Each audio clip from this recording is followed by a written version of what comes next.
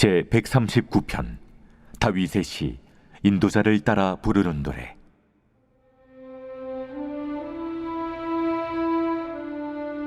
여호와여, 주께서 나를 살펴보셨으므로 나를 아시나이다.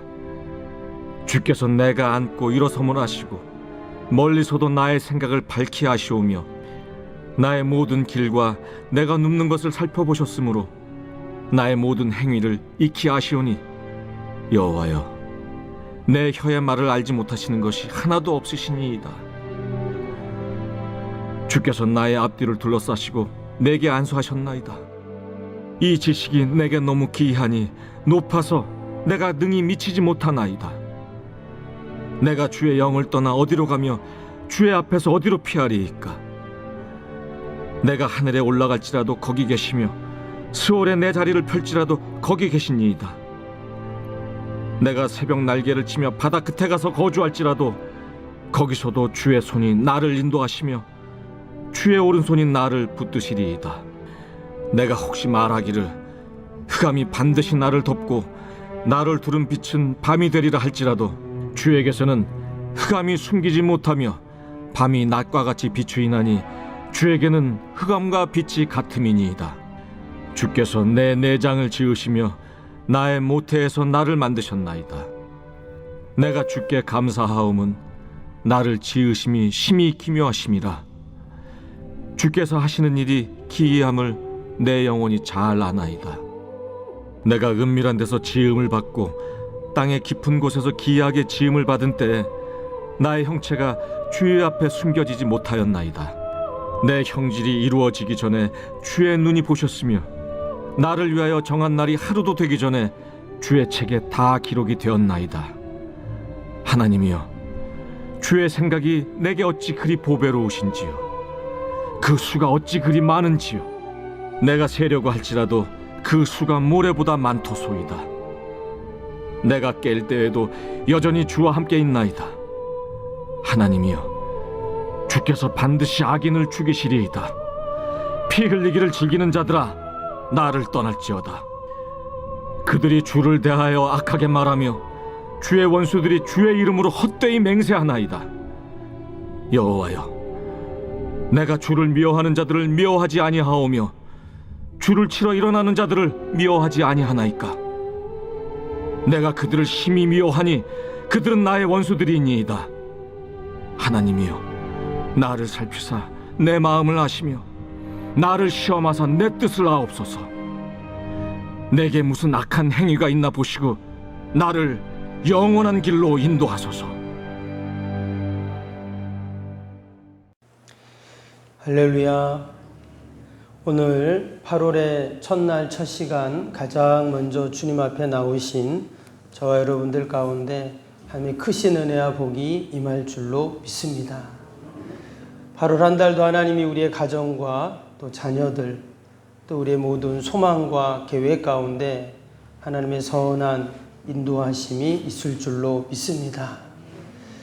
우리 특별히 오늘 새벽에는 우리 중고등부 우리 아이들이 함께 참여했습니다. 우리 어제 교회에서 잤어요.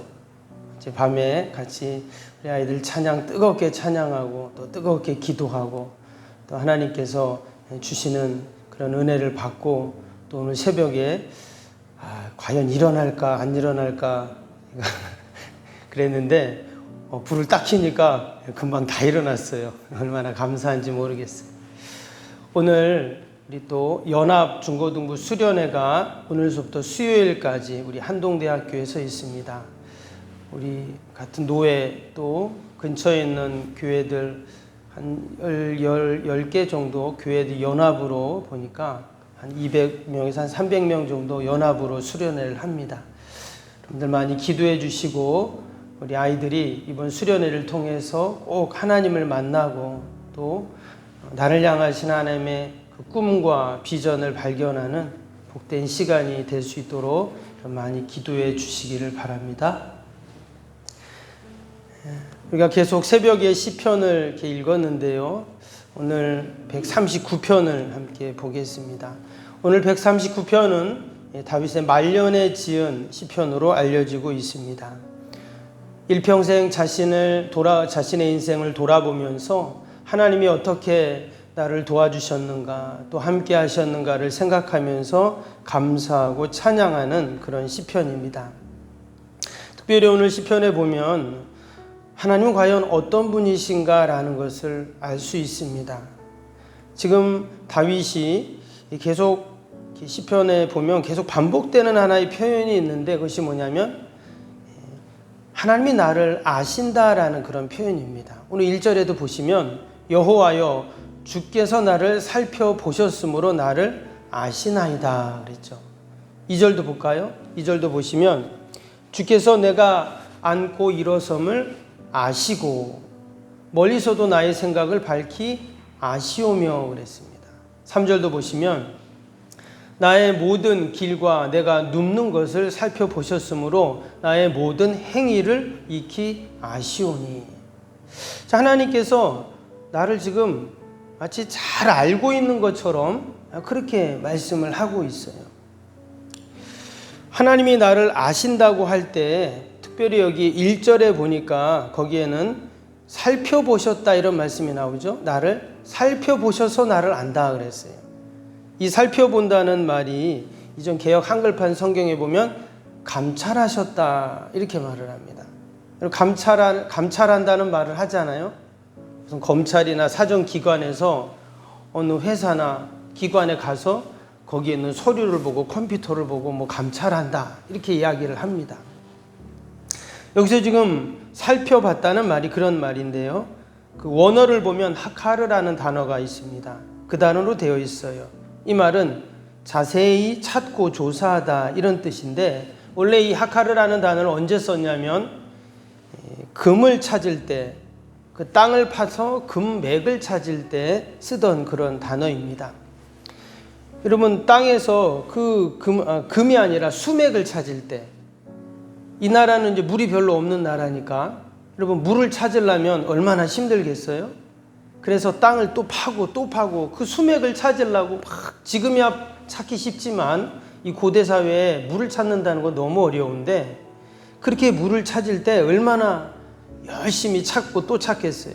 그게 바로 하카르라는 그런 단어인데 하나님이 나를 그렇게 검토하고 신중하게 나를 그렇게 찾아서 아신다 이렇게 지금 표현을 하고 있습니다. 3절에도 또 나를 살펴보셨다라는 단어가 또 나오는데 여기서 살펴보셨다는 단어는 또 다른 단어입니다. 피엘이라는 단어인데 이 뜻은 어떤 뜻이냐면 키질을 하여 날려보내다 또는 흩어뜨리다 이런 뜻입니다. 이것은 언제 썼던 단어냐면 강변에서 사금을 채취할 때 썼던 단어입니다. 이렇게 보면은 큰 판 위에 모래를 탁 넣고 그것을 막 이렇게 흩으면서 혹시 거기에 금가루가 있지 않나 이렇게 찾잖아요. 사금을 채취할 때 그렇게 하는데 마치 하나님께서 나를 그렇게 살펴보셨다. 그래서 나를 아신다는 거예요. 이 말은 하나님이 나를 대충 아시는 것이 아니라 나를 자세히 구체적으로 나의 필요를 아시고 상황을 알고 계시다는 그런 말씀입니다. 그러니까 하나님은 나를 너무나 잘 알고 계시다는 말이에요.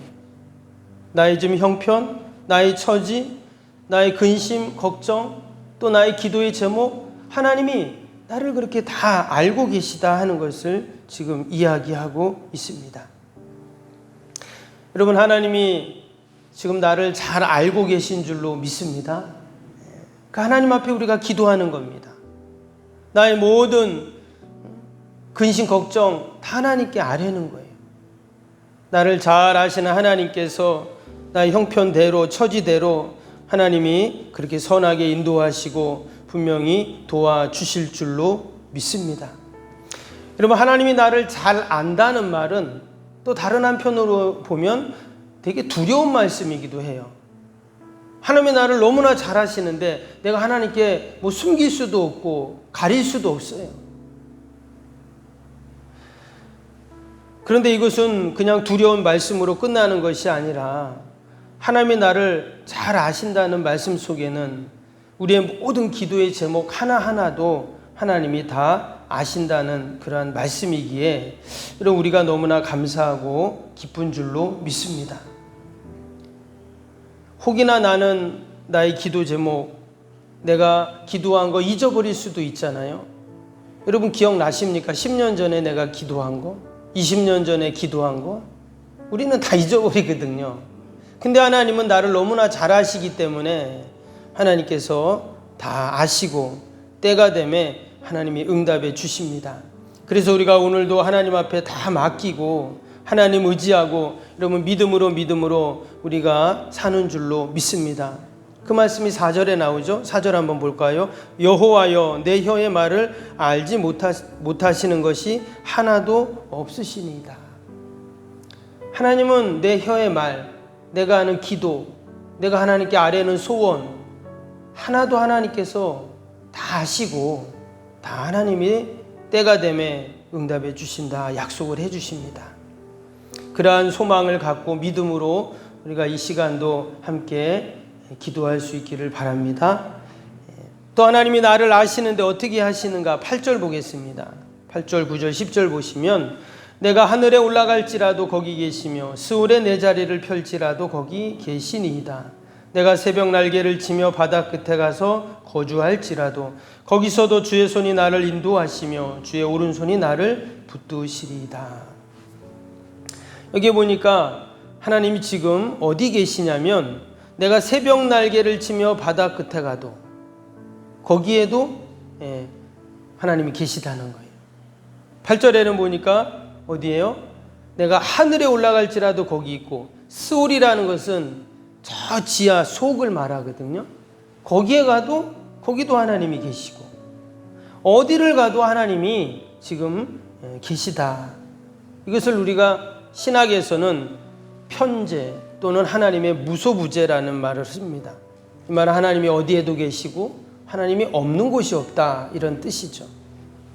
사실 하나님은 시간과 공간을 만드신 분이기 때문에 여러분 시간과 공간을 만드신 분은 시간과 공간 밖에 계신 분입니다. 안에 있는 사람이 만들 수가 없어요. 그러니까 시공간을 초월하시는 그런 하나님이신데 지금 하나님께서 당연히 어디에든 계신 것이죠. 하나님께서는 내가 어디를 가도 늘 함께 하신다는 말씀이 바로 이겁니다. 이미 거기 다 계신 거예요. 그러니까 내가 어디 가도 하나님은 늘 나와 함께 하세요. 내가 저 하늘 끝에 가도 저 바다 끝에 가도 아니 저 지하 속 어디를 가도 거기에도 하나님은 늘 계세요. 장소의 개념뿐만 아닙니다. 내가 힘들 때, 괴로울 때, 우울할 때, 혼자 있을 것 같을 때, 실패했을 때, 낙심했을 때, 절망했을 때 어디에든 하나님은 함께 하신다 이런 말씀입니다. 거기서 하나님이 나를 어떻게 하십니까? 10절에 보니까 거기서도 주의 손이 나를 인도하시며 주의 오른손이 나를 붙드시리이다. 하나님이 나와 함께 하시고 하나님이 지금 그곳에 계신 이유는 뭐냐면 나를 인도해 주시기 위해요. 길을 잃고 헤매는 마치 어린 양을 그 목자가 바르게 인도해 주는 것처럼 나를 선하게 인도해 주시고 나를 꽉 붙잡아 가지고 잘못된 길로 가지 않도록 그렇게 하나님께서 나를 인도해 주신다는 거예요. 때때로 우리가 내가 하나님을 꼭 붙잡고 하나님을 의지해야 된다 이렇게 우리가 생각하고 기도하지만 여러분 사실은 하나님이 나를 붙잡아 주시는 겁니다. 아멘. 마치 어린 아이들이 엄마 아빠하고 같이 횡단보도를 건널 때 애기들은 아무것도 모르잖아요. 얼마나 위험합니까? 여러분 그러면 어떻게 해요? 아이들이 엄마 아빠 손을 잡은 것 같지만 아니죠. 엄마 아빠가 아이 손을 꽉 붙잡고 그 위험한 횡단보도를 건너는 것이죠. 하나님은 언제나 우리를 꼭 붙잡아 주시고 우리를 선한 길로 인도해 주시는 줄로 믿습니다. 음부의 권세가 틈타지 않도록 또 우리가 엄한 길로 가지 않도록 우리를 늘 그렇게 선하게 인도해 주십니다. 8월 한 달도 하나님이 우리의 가정과 자녀 일터 모든 소망과 계획 위에 하나님의 그런 인도하심이 있을 줄로 믿습니다. 마지막으로 13절 보겠습니다. 13절에 보니까 주께서 내 내장을 지으시며 나의 모태에서 나를 만드셨나이다 그랬습니다. 여기 보니까 하나님이 나를 지으셨다, 만드셨다 이런 표현을 씁니다. 마치 아이들이 그 진흙 갖다가 또 무슨 찰흙 갖다가 그렇게 만들잖아요. 모양을 만들어서. 그래서 애들이 놀고 하는데 마치 하나님께서 우리를 그렇게 지으시고 만드셨다는 거예요. 어머니를 통해서 내가 태어났지만 어머니의 모태에서부터 하나님이 나를 만들어 놓으셨다 이렇게 표현했어요. 이게 참 놀라운 고백입니다. 우리는 이 말씀을 그냥 읽지만 사실 다윗에게 이러한 영성이 있었다는 것이 참으로 놀라워요. 어떻게 자기 모태에서부터 하나님이 나를 만드셨다라는 그런 생각을 할 수 있었는가? 여러분 14절에 보니까 뭐라고 합니까? 14절 이어지는 말씀. 내가 주께 감사하옴은 나를 지으심이 심히 기묘하심이라 주께서 하시는 일이 기이함을 내 영혼이 잘 아나이다. 지금 다윗은 이렇게 고백했어요. 내가 하나님을 잘 압니다 이랬습니다. 하나님도 나를 아시지만 나도 하나님이 하시는 그 기이한 일들을 내가 하나님 잘 알고 있습니다. 이 말은 하나님과 지금 시편 기자 다윗이 잘 소통을 하고 있었다는 거예요. 서로 믿음의 교제를 하고 있었다는 거예요. 여러분 우리가 누군가를 만나고 사귀고 서로 알 때 여러분 서로 교제하고 자주 만나고 이야기해야 서로를 아는 것이죠. 처음 만난 사람 어떻게 합니까?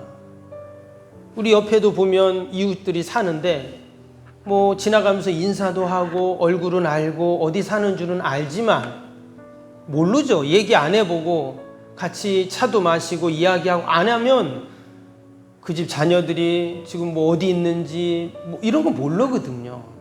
근데 지금 다윗은 어때요? 하나님이 나를 아시는데 나도 하나님을 잘 압니다 이렇게 고백했어요. 늘 하나님과 대화하고 교제하고 소통하니까 이렇게 하나님을 아는 겁니다. 여러분 하나님을 아는 것이 힘이고 은혜이고 여러분 복인 줄로 믿습니다. 그래서 우리는 늘 하나님 말씀을 듣고 읽어야 돼요. 늘 하나님 앞에 예배의 자리에서 기도의 자리에서 하나님과 만나고 소통하는 일들이 일어날 때 여러분 하나님을 잘 아는 그런 은혜가 분명히 있을 줄로 믿습니다. 오늘 17절 봅니다. 하나님이여 주의 생각이 내게 어찌 그리 보배로우신지요 그 수가 어찌 그리 많은지요. 18절에 내가 세려고 할지라도 그 수가 모래보다 많도소이다. 내가 깰 때에도 여전히 주와 함께 있나이다. 다윗이 하나님께서 생각하시는 생각, 자신을 위한 생각이겠죠. 그 생각이 얼마나 많은지 모르겠습니다. 이렇게 고백을 하고 있어요. 이것은 다른 말로 하면 다윗이 늘 하나님을 생각했다는 거예요. 하나님을 늘 생각하니까 하나님의 생각이 얼마나 크고 많은지요. 내가 셀 수도 없습니다. 이런 고백을 하고 있는 것이죠. 하나님과 늘 생각하고 하나님에 대한 생각을 하고 하나님의 뜻을 생각하고 또 하나님의 생각을 늘 헤아리고 이랬다는 말이거든요. 우리가 8월 한 달도 살면서 우리가 늘 하나님의 뜻을 헤아리고 또 우리 주님과 교제하고 늘 소통하는 저와 여러분이 되시기를 주님의 이름으로 축복합니다. 그래서 나도 다윗처럼 시편의 기자처럼 하나님 나도 하나님을 잘 압니다. 하나님 감사합니다. 하나님 늘 하나님께서 은혜 주심을 감사합니다. 우리가 찬양하고 또 하나님께 감사의 예배를 올려드리고 하나님께 영광 돌리는 저와 여러분이 되시길 주님의 이름으로 축복합니다. 기도하겠습니다. 사랑과 은혜가 충만하신 하나님 아버지 감사합니다. 오늘 8월의 첫날 첫 시간 가장 먼저 하나님 앞에 나오게 하심을 감사합니다. 하나님 올 한 달도 우리의 가정, 또 우리의 자녀들, 또 우리의 일터, 모든 기도의 제목, 마음의 소원들 하나님이 아시오니 하나님이 선하게 인도하시고 주의 오른팔로 꼭 붙잡아 주옵소서. 하나님, 다윗은 늘 하나님을 생각했기에 하나님의 생각을 내가 셀 수가 없습니다. 모래보다 많습니다. 고백했는데 하나님, 우리도 늘 주님과 교제하고 기도하고 하나님 만나고 하나님 주신 은혜 가운데 우리가 늘 충만케 하여 주옵소서. 오늘 특별히 우리 중고등부 친구들이 함께 새벽에 참여하였습니다. 하나님, 우리 아이들 늘 하나님의 은혜를 부어주시고 주님께 기둥 같은 일꾼들로 하나님 삼아 주시옵소서. 가정과 가문을 빛낼 뿐만 아니라 한국교회를 살리는 우리 아이들, 또 세계 열방을 품고 하나님의 영광을 돌리는 복된 자녀들이 다 되게 하여 주옵소서. 아버지, 오늘부터 또 연합수련회가 있습니다. 하나님, 시작부터 마지막까지 하나님 지켜주시고 큰 은혜 받게 하여 주시고 꼭 하나님을 만나고 하나님의 뜻을 경험하는 복된 시간들이 다 되게 하여 주옵소서. 하나님, 귀한 새벽에도 우리 연약한 육신 하나님 올려드립니다. 하나님, 붙잡아 주시고 날마다 치료하여 주시고 회복되고 소생되게 하여 주시옵소서. 나라 민족을 위하여, 교회를 위하여, 또 어려운 이웃들 위하여 우리가 함께 중보합니다. 하나님, 기도의 모든 제목들마다 하나님 응답하시고 신실하게 인도하여 주옵소서. 감사하며 예수님의 이름으로 기도하옵나이다. 아멘. 하늘에 계신 우리 아버지, 아버지의 이름을 거룩하게 하시며 아버지의 나라가 오게 하시며 아버지의 뜻이 하늘에서와 같이 땅에서도 이루어지게 하소서. 오늘 우리에게 일용할 양식을 주시고 우리가 우리에게 잘못한 사람을 용서하여 준 것 같이 우리 죄를 용서하여 주시고 우리를 시험에 빠지지 않게 하시고 악에서 구하소서. 나라와 권능과 영광이 영원히 아버지의 것입니다. 아멘. 사랑과 은혜가 충만하신 하나님 아버지, 감사합니다. 귀한 새벽에도